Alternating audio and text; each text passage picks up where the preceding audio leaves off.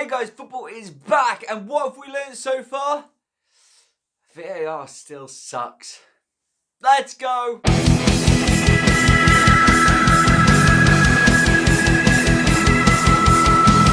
Hey guys, how you doing? FM Dale here, and welcome to the football show. First of all, do remember to subscribe, like, but also, especially with the football show, comment, let me know your opinions on the facts of today. Did you just call them facts? Yes, I did. Are they facts? They're opinions, but hey, it's the best kind of fact, right? So with football coming back, what have we learned in the first 2 weeks?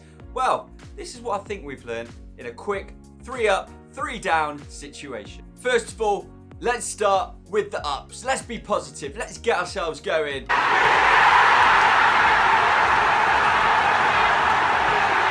Everton look alright, don't they? Well, we were all sitting here thinking, what Everton going to be like? Some people in their 1-20s put Everton quite far down, including myself, maybe further down than they've started. Dale, how's Calvert-Lewin doing that you really like and a lot of people don't? Hat-trick, weekend, let's just leave that. Yeah, with James Rodriguez showing his quality, we see the fantastic work of Calvert-Lewin. CL. Everton are looking strong. Alan making them a little bit stronger in the midfield as well. And defensively, they still have work to do. They are conceding goals, but brilliant start from Everton. Liverpool and City both look strong. And why is this a really big up? Because you want them both to look great at the start of the season. City looked like they had Wolves on toast yesterday. It was outrageous. And then Liverpool, the first 2 games, some people will say that the Leeds game, the defence was poor. The defence was lazy. There was nothing more than laziness. They thought they'd won that game before they had. Will they do that again? No. Did they get out of that game with the win? Yes, and that is all that matters. With Liverpool in the game against Chelsea, you saw Mane at his best. You saw Thiago come on. They look very good, and it's something to look forward to. This battle of Man City-Liverpool will keep us going throughout the year, so I'm really excited about that. We're seeing goals. I mean, I know this could be seen as a negative and it could be seen as defending being bad, but for me, the viewer who's watching these games, watching every single game I can, I want to see as many goals as possible. And that is what we're seeing at the moment. Yeah, defences aren't great, but we are seeing strikers score goals. It's great for our fantasy football teams and we're all enjoying it. With the high scoring games, we're also finding that every defence has a little bit of a problem, a little bit of a nook, a little bit of a situation in which we can all get into. So I am enjoying the goals. Let me know what you think, whether you think that is an up or a down, because I can understand it both ways really. But now we'll move on to the negatives.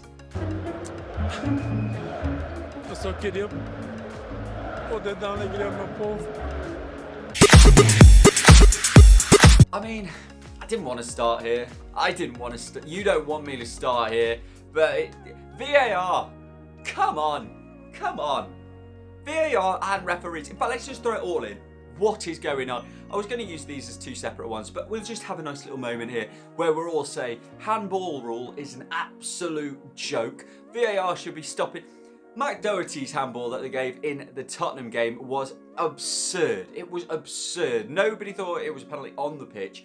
It gets a random call that, oh, we've got to go back to look at the penalty. The ref looks at it and goes, oh yeah, that was a penalty. You think that's bad? Then you get the Lindelof one, which is just... They are looking at these decisions again and again on VAR and saying, nah, that's the right decision. I'm pleased with that one. Pleased! I mean, it's ridiculous. I can't believe the decisions. VAR is just atrocious. The Egan sending off, I don't know if you saw the game between Sheffield United and Aston Villa yesterday, but Egan sending off was another moment of pure madness by referees to think that's a red card. Like, some people will equate that to the Mane and the Chelsea situation where Mane was through and then brought down by Christensen. Now, why it's not the same? Twofold. One, Mane was about 5 foot outside the box, would have taken it around Kepa. We know it's a goal. Done and dusted. Ollie Watkins is 35 yards from goal. He's grabbing hold of Egan as he runs. In fact, he's holding, if you watch it back in the close-up, he's holding Egan's arm and Egan is looking to the linesman to say, he's fouling me. It's a tussle. It's a 60-40. Egan's probably putting too much pressure on. But is it a red card? No. Is it for sure that Watkins is going to score? No, because he's not even in the centre of the goal. He's not there. He's on the right-hand side of the box. Even if he does get to that goal, the ball first, sorry, is he going to get that ball into the net? You know it's not true, and you know it's not a red card. And how VAR comes in and doesn't do anything about it, doesn't say, it's not a red card. We've made that mistake. It is a joke. VAR needs to come in and say, look, we're making some silly decisions. Let's just not do that anymore. Let's just not do that.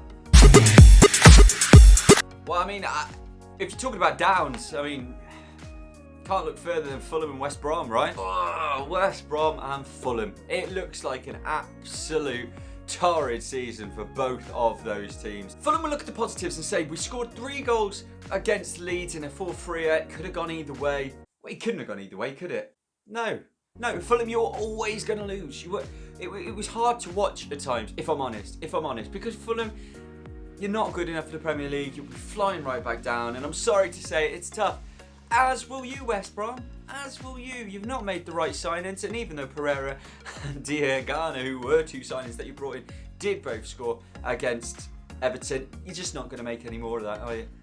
Bilic having to go at the referee at half-time, I fully understand why. But the second thing is, it was a red card. Why is Gibbs pushing him in the face? You can see that Bilic is right in front of you. Hammers wound him up. Fine. That's his job. Bilic, come on. Bilic, you should know better than that as well. The way that you used to play football, we know how that works. Fulham are going down. Fulham are going down. I will bet this shed on it. Really? No, because I'm not very good with gambling. I'm not good at that situation. But I would. And it's the same for West Brom. You've both not got enough. You're both going down. I'm making that in the first review video. The worst thing I've ever seen. Just so you know, I wanted to wait until all the games, at least we've seen all the teams once before making this video, because you may say I didn't put the video out there last week and say what happened the week before. That was because I wanted to see Man United and Man City before saying what I actually think at the start of the season will happen and how it's going. I just told you I wanted to wait until I'd seen every team, and thank God I did for the third one. Man United, innit? Oh my gosh, what happened? What happened? Look, I admit, the penalty against Lindelof was a joke, right? That's a joke number 1. Joke number 2 was VAR and De Gea off the line by a matter of inches. Well, let's not play down the fact that it's really hard for a keeper to save a penalty. I don't understand why we're making it even harder for a keeper to save a penalty. It's an absolute ridiculous joke. And the person who's taking the penalty, this is another thing. And if you're a Man U fan, you might agree with me, and if you're a Palace fan, you probably massively disagree. But why were they allowed to change the penalty taker? It doesn't make sense. It's giving more emphasis to the guy who's in full control of the situation. Penalties are a joke. We need to look into that law. Anybody watching this, sort that one out right now. But take that away, Man United. What did you offer? I remember the only major chance that he had was Greenwood's header that he missed. And to be fair to Greenwood, his mind's been on Icelandic lovelies. So I don't blame the guy. At all. Van der Beek scoring is a big positive, but you know, if he's not going to get in the team ahead of Pogba, what's the point anyway? And now Man U are going to panic buy. We all know it. But it's who are they going to panic buy? I was in conversation earlier about who should Man United sign. They need a new striker. Who do they sign?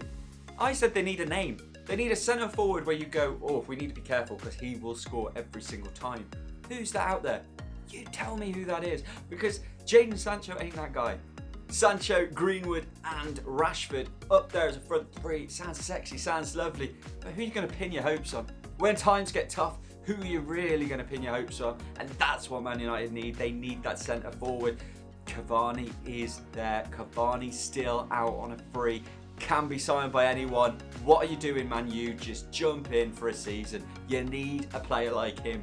Get him in. I'm going to help you. I've just said you're my third down of the week, Man U, because you were awful and you lost to Crystal Palace, who, to be fair to Crystal Palace, were very unlucky not to be one of the ups of the weeks, because they have been brilliant for the first 2 weeks. Really like their style, even though they don't hold the ball. I think it was 26% and 27% of possession in the 2 separate games. Look, the way that they're doing it, brilliant work for Hodgson and everyone there. But Man United, you need to sort yourself out because you are on the downs list. Let me know what you think, guys. What do you think of the 3 ups and the 3 downs from the first 2 weeks of the Premier League? And I will keep these videos going throughout, so please do share, like, and let me know all of your thoughts. Let's make a little bit of a community here. Thank you ever so much, guys. I'll see you next time. Toodle pip.